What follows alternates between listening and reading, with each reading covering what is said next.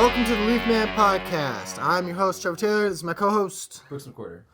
Today, we have some questions for you. So I'm in this I don't know, entrepreneurial, just like a friend group.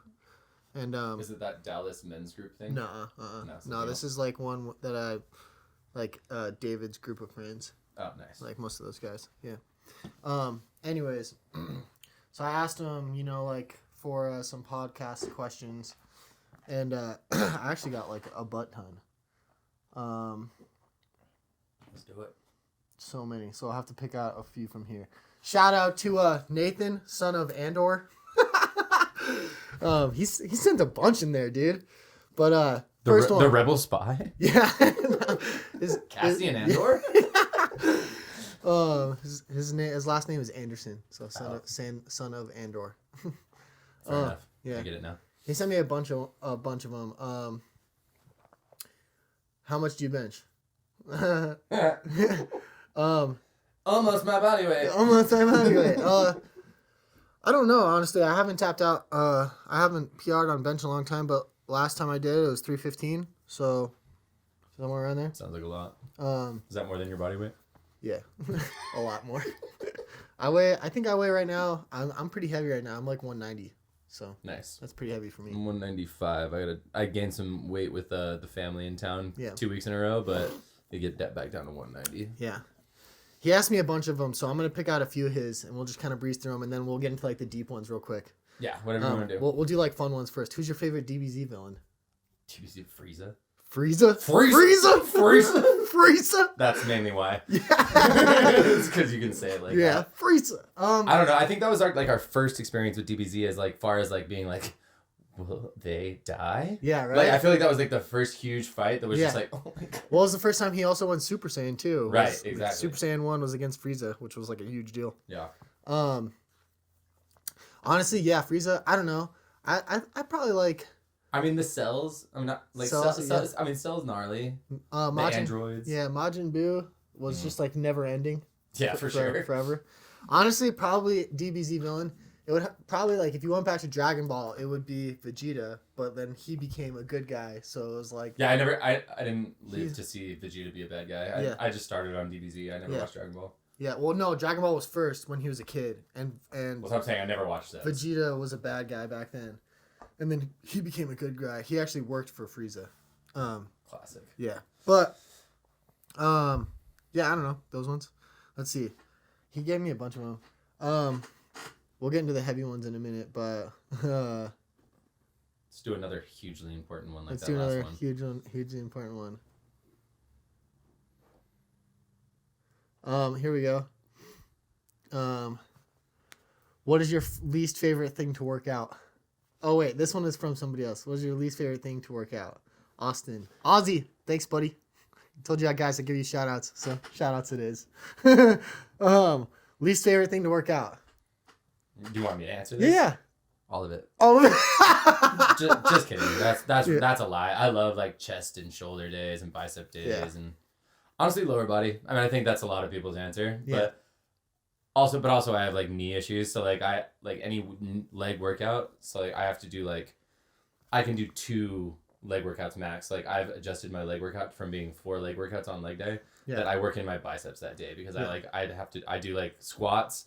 And then the machine hack squats. Yeah. And then my knees can't do it anymore. Yeah. And I definitely can't do the Bulgarians. Anything one-legged, my knees are just absolutely not. It might be a flexibility thing. Yeah. It might be a weakness thing. Who knows? Could be whatever. But my knees get wrecked. Quick. Yeah. I hate core.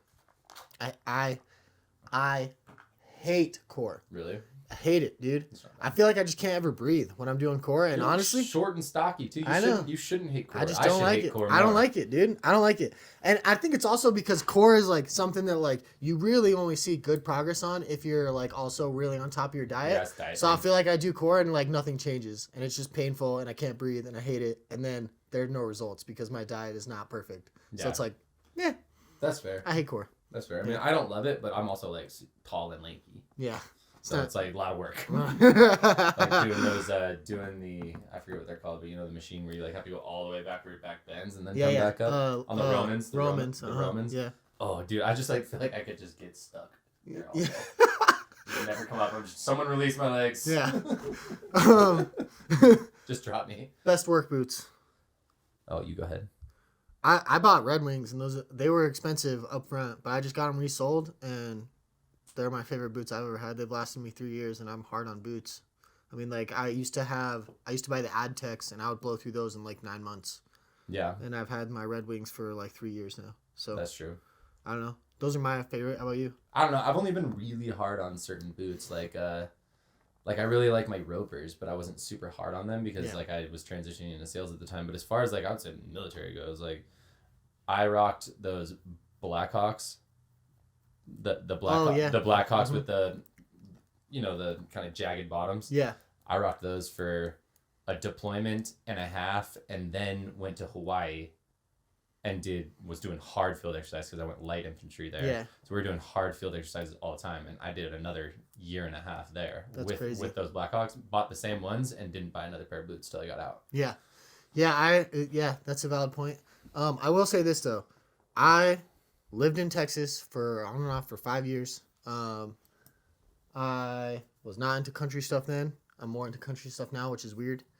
But I never wore a pair of cowboy boots until I never wore a pair of cowboy boots until Ryan Bolyea was wearing some on one of our job sites way back in the day. Mm-hmm. And I was like, oh, those look kind of good. Like he was wearing like just a pair of black jeans with like brown cowboy boots, and I was like, oh, I'll try some cowboy boots out.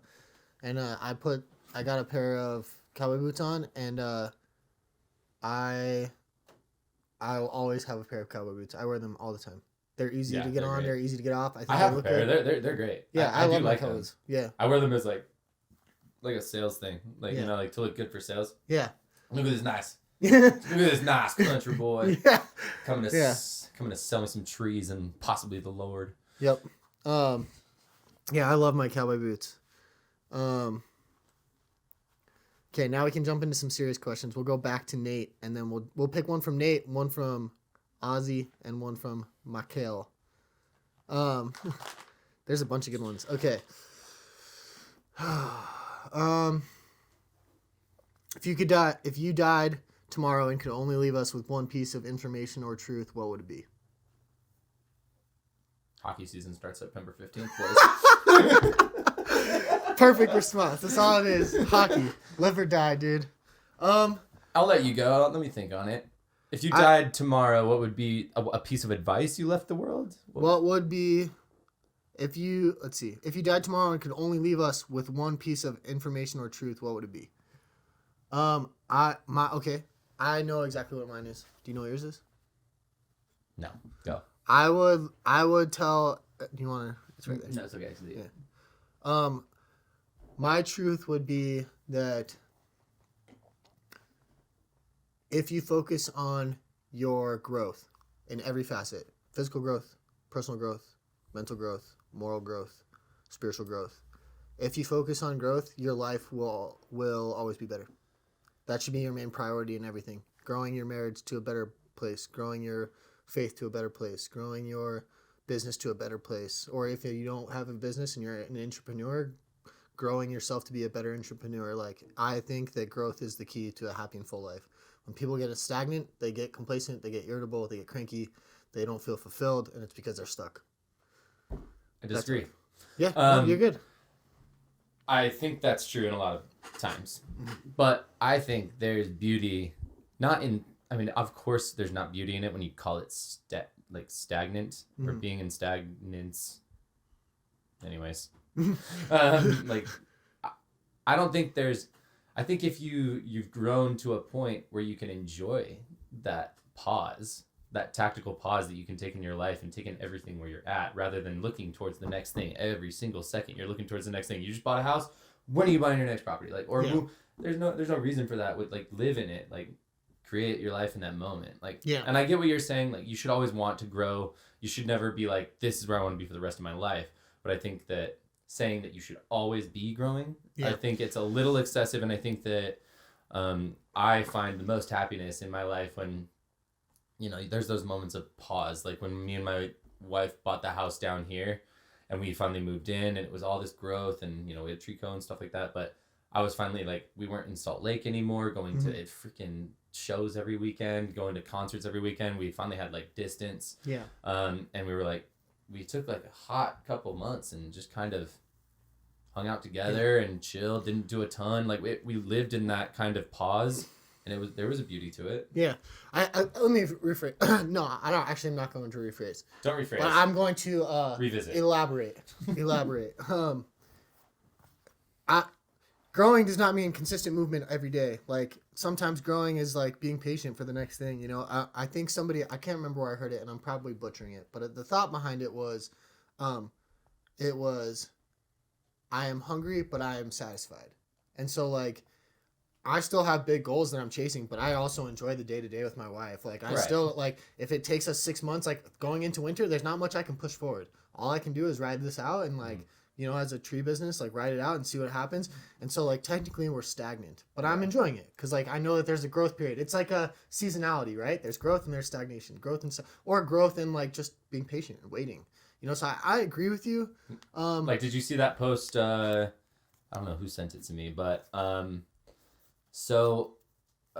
they're in the redwoods, in the California redwoods. A group of scientists went into some of these really old, like hundreds of year old trees. So sad, huge trees. Yeah. And they injected them with some form of tree steroid. Yeah. That stopped them from winterizing. Really? It kept them alive in the winter. Uh-huh. And by the same time next year, they were all dead because they did not take that time to winterize. Yeah. That's crazy. Why did they do that? I don't know. Scientists, bro. Fools.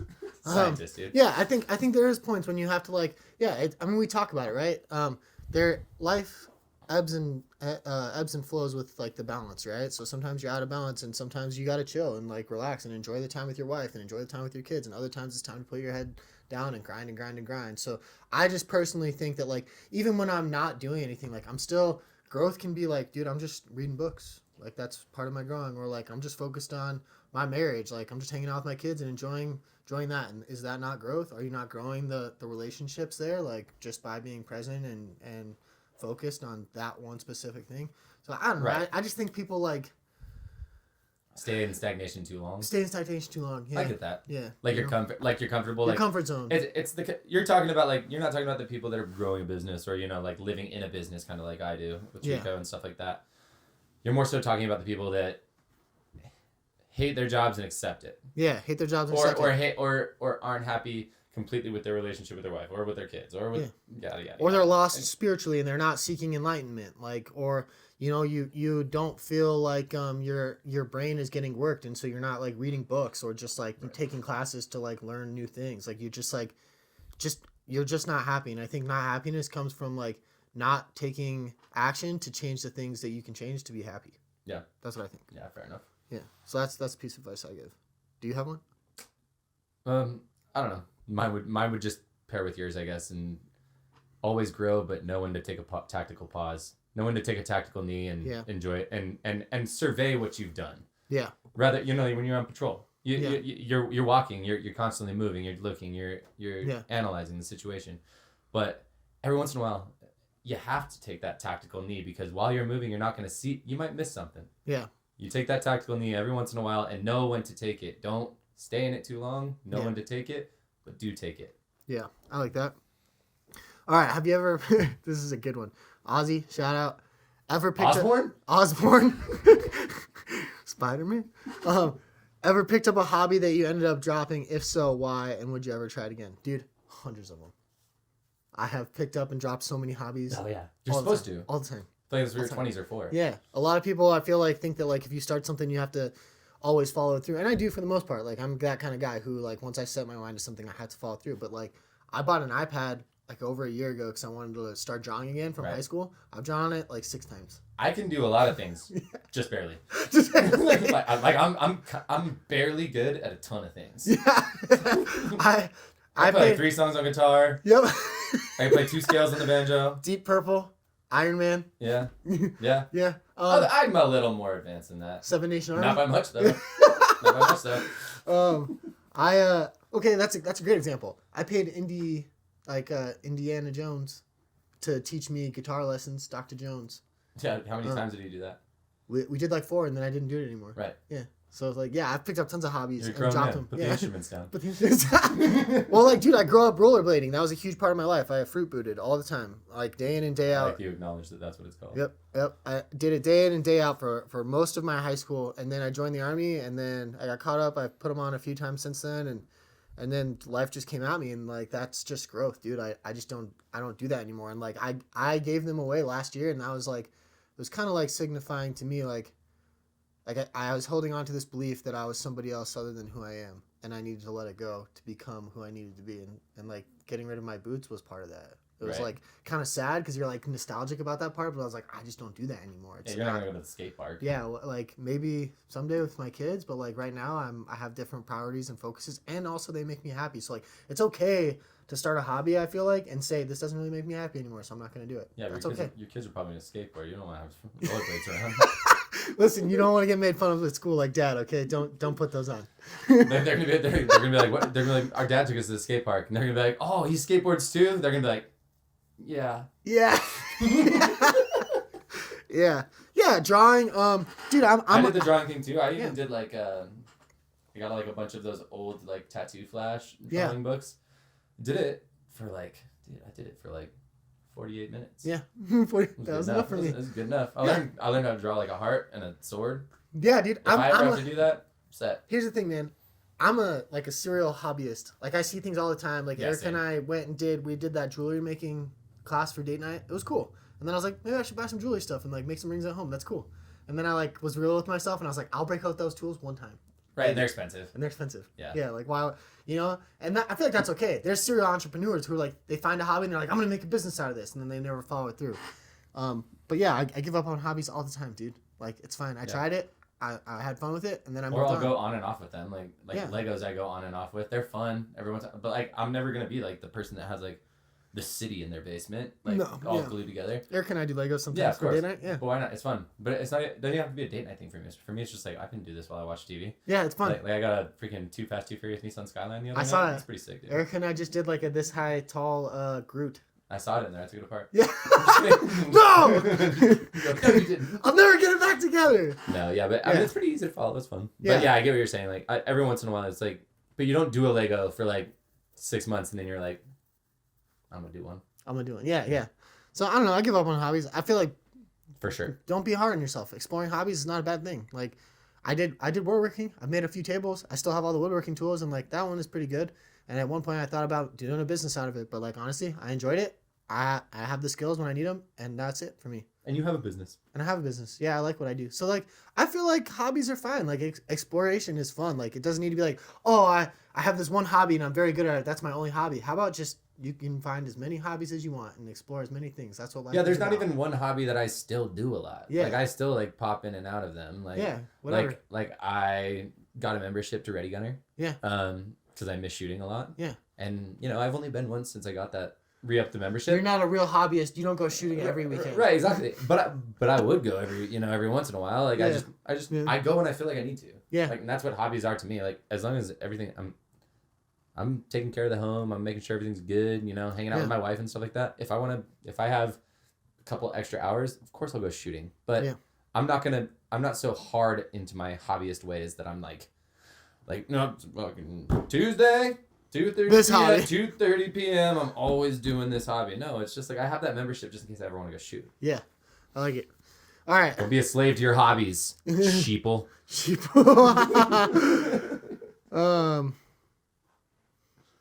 Ozzy's got some good ones. He's got some bangers from the 80s. I know. We're gonna go with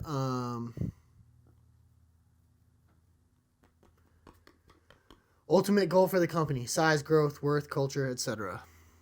Go for it. Worth, don't care. I mean, obviously, like there's some goals like millions of dollars. Size, statewide. Culture, that's the one that's most important.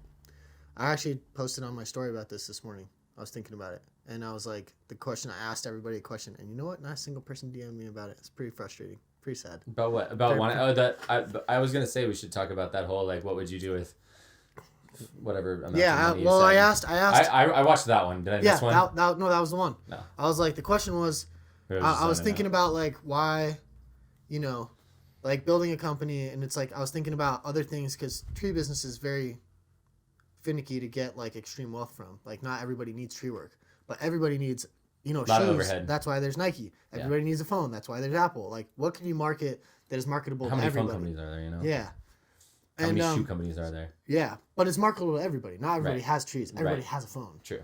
And so like a lot of people have trees and don't give a shit about it. At all. Yeah. Like landlords mainly though. Yeah. Like, that's just a house that I own. I don't care. And there's way more overhead. I mean, think about it. We do $1,000 tree, and I got to pay like tons of employees. You sell $1,000 iPhone, they probably made it for $5. Yeah. Whatever. Right. True. So I don't know. I was thinking about those things and how to get marketing and stuff. Yeah. I was thinking about how to get wealthy from it and like other sources of money, and then I was like, I actually like, I don't know that I really care about that, the money wise. And then I was like, what are you really after? And for me, it's reach. For me, it's exposure. Like I'm after, just being able to help a bunch of people. And I don't need money to do that. I just need people to listen to me, which is why I do the podcast and YouTube and the social media and stuff.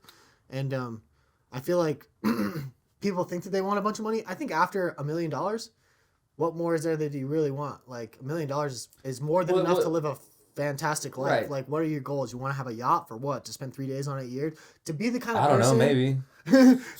Maybe. Those 3 days would be pretty epic. No, I hear you. And what I was thinking, like, when you said that, like, yeah, the reach is the most important thing, because the more reach, the more network you have, the more people you have access to, which means you have access to people with deeper pockets, however it goes to say, the more money you do have, as long as you have the right mindset, you can help people. Yeah. You're talking in the way of, like, I don't need more than $1 million because I don't need more than that for myself. Well, in the case of wanting to help people, I want $50 million. I would love $50 million because $1 million of it's going to go to make my life better. And I'm going to buy freaking my mom a house. I'm going to do all this stuff. I'm going to donate this much to this. I'm going to donate a building to this orphanage. Who knows? I agree with you. But the money that what you were saying was more so like, how much money do I need?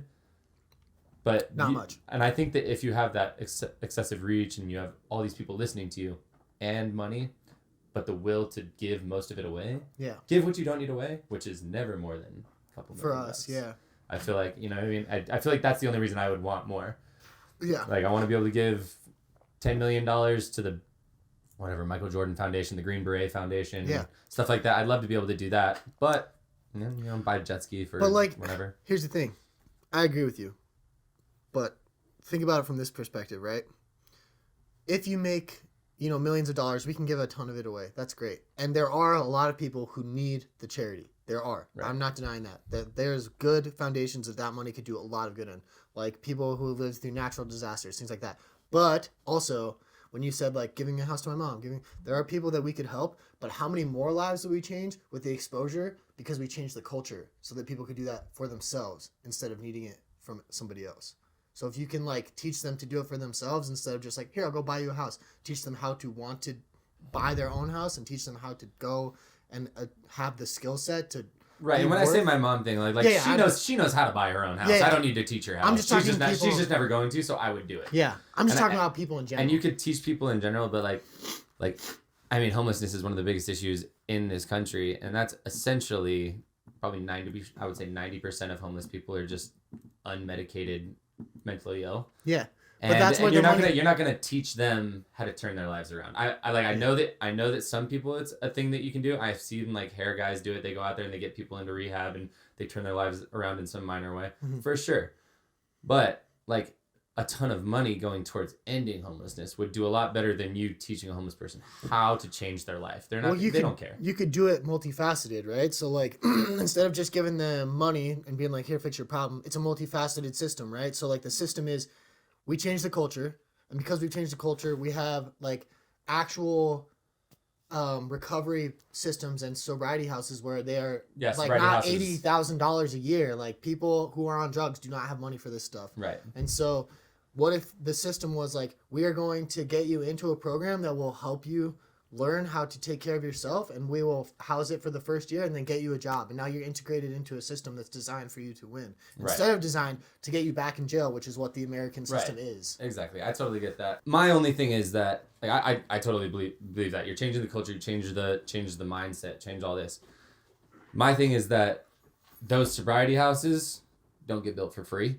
Yeah. Those processes don't get built for free. The people that teach them don't get paid for free. Yeah. It takes money. Yeah. But I hear from what you're saying as far as like you can just, for a lot of people, you can just flip that switch if you just flip that thinking. There's a lot of people that flip their thinking. That's why like when people go to rehab and they find God or whatever and their life completely flips around. Yeah. Yeah, that's the only time I see it in that kind of way without money. Yeah. Is a spiritual change. From that aspect. And I don't think that's for everyone. No.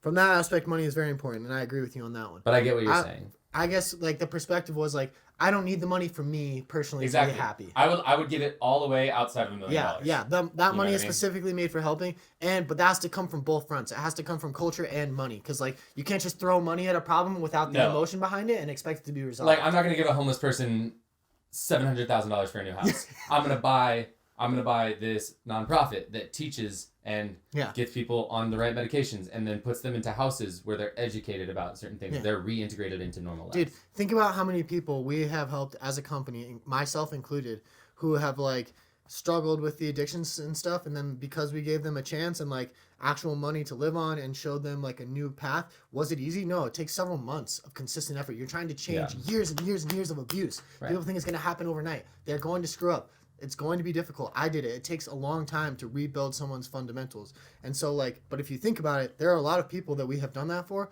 who looking back now, you're like, this is like a different human. Right. You know, myself and yourself included. Yeah. Just because they had finances to cover. Arizona, absolutely.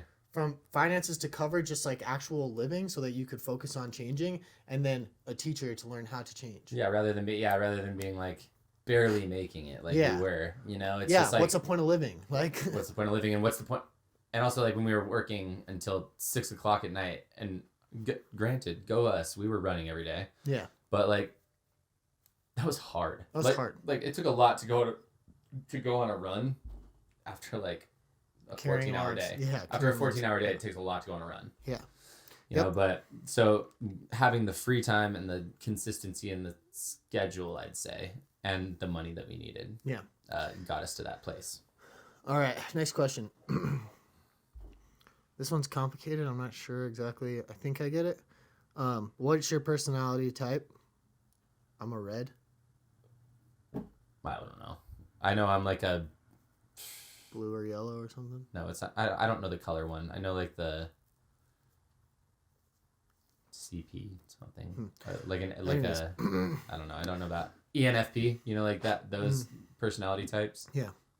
Well, what's your personality type? What are the benefits and challenges of that personality type? What do you do to overcome those challenges? I don't know. I don't know. So I don't know which one I am. I'm assuming I'm some version of ENFP, which is what this question sounds like. Because ENFP is like it's not the introverted extrovert. It's the outgoing extrovert. It's the classic extrovert. Yeah. You know what I mean? Like, I make friends with everywhere I go. Mm-hmm. I have no problem talking to new people. I don't have social anxiety. Mm-hmm. The cons of that are all of those things. Yeah. I have too many friends. I have a hard time saying stuff no. Like that, but I have a hard time saying no. I get FOMO. Yeah. You know what I mean? I'm like, oh man, we're gonna miss out. But in my older age, I feel like I've settled into a different, or maybe even just by one letter, like a different personality. Like, I've just become much more of a homebody. Like, I like being with myself and my wife and hanging out and, working on our stuff. But I also like not doing things all the time because I like looking forward to something to do. Like sometimes, like when you have a lull for like 4 weeks, and then I'm like, I'm going to go, then we're going to see my dad. We're going to go to California and see my dad and his side of the family. Like, that's going to be a lot of energy put towards that. Like, but that's fun to look forward to. Since I've become such a, like, I don't want to do everything all the time. Like, people are always like, oh, we need to hang out. Like, we never hang out. Or let's go out and do this together. It's just like, what's the nice way of saying, I just want to be home. I don't know to the rest of your, like, do you want to know to the rest of your sentence? Yeah. You hear from all the actual highly successful entrepreneurs say the same thing. And they say that, like, being that level of success. I actually heard a really great video. It was Elon Musk's ex-wife. And she said, what Elon did that made him highly successful is he learned to say no to everybody and everything. So just no. And highly successful people are good at saying no. But what she said was, and this was a really good perspective, I love this. She said what he was saying no to was not actually a no.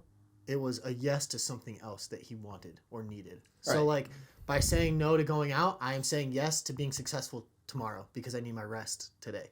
You know, by saying no to or I'll have $50-$60 that I wouldn't have had. Which in the long run isn't that much. So if you think about it from that perspective, it's pretty good. Exactly. But I'm a red personality type. The benefits and challenges of my personality type. I'm aggressive when I need to be. I am impatient. I move too quickly through things. Sometimes I bottle things up and I volcano. And what is this color test? I'm like highly emotional, I think. What do I do to overcome those challenges? I practice my patience by stopping and thinking a lot before I speak. I practice my patience by not getting frustrated, or if I catch myself getting frustrated, taking a breath and taking a step back and understanding what is frustrating me. With my patience, it's funny. When Erica and I got married, dude, she told me her mom was like, Trevor, you're such a patient man. Because I was really patient with Erica, but that was like the only part of my life that I was patient with. Yeah, right. Yeah, so yeah, I'm just not a patient person. In some ways, that's a great quality for a business owner because I get stuff done quickly and efficiently. And in other ways, it's not so good because I expect results immediately and I get frustrated when I don't have them. Yeah. So how do I manage them? The best way to manage your personality type is to be aware of your personality type, is to do good self accountability, good self-reflection, honest self-reflection, understand who you are and your weaknesses and work on them. Yeah. I mean, like I said, I'm always wanting to do stuff. I don't know. I'm just looking at this color thing super quick. I'm probably more of like a yellow, a mix between yellow and blue. I mean, I'm super logical. That's why this company survives, is because you have big dreams and I have logic that shoots half of them down. We cannot buy a crane tomorrow. It is not realistic. It's too big. But like motivated, enthusiastic, sociable, dynamic is yellow, and then like logical, organized. I'm not organized or analytical, so it's kind of a mix. I'd say I'm more yellow. But like I said, I think coming down to saying no to things, it's more, like you said, being aware of what you are so that you can, in those moments, correct the things. Yeah. That, like your cons. Yeah. So that the cons are never going to be a con if you're only aware of them and not exhibiting them. Yeah. If you're only aware of your personality flaws, and you're not exhibiting them, you're all right. Yeah. Well, it's kind of like... No one else is noticing. Well, it's kind of like if everyone tells you you're an angry person, right?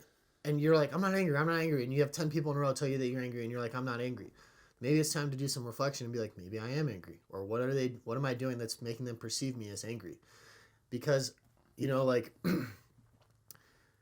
you're not going to change if you don't think that there's something wrong. Right. So if he doesn't think he's angry and 10 other people have told him that he's angry and he doesn't believe them, then there's no reason for him to change. Why would he change? Because he's not an angry guy. Yeah, it's like... But, like, good self-reflection and honest self-reflection is like, okay, maybe I was angry. Acknowledging it, yeah. Yeah, maybe I was angry. It's like that quote, what is it? The first time someone calls you a horse, you punch him in the nose. Second time someone calls you a horse, you turn your head and you laugh. Third time someone calls you a horse, probably time to go shopping for a saddle. That's a good one. I never heard that one. I like that. It's from Lucky Number 11. Oh, really? Yeah. That's nice. Bill... Something Kingsley says it. Bill Kingsley, right? Bill Kingsley? I don't remember. Who knows? I haven't seen Lucky Number 11 in a long time. He's got like all the fucking wrinkles. What are those dogs? It's like the chows. All right. They got a bunch of good questions. We could go off of these for a while, but that's all we got time for today. So, you got anything else? Nothing. Cool. Get out of our face.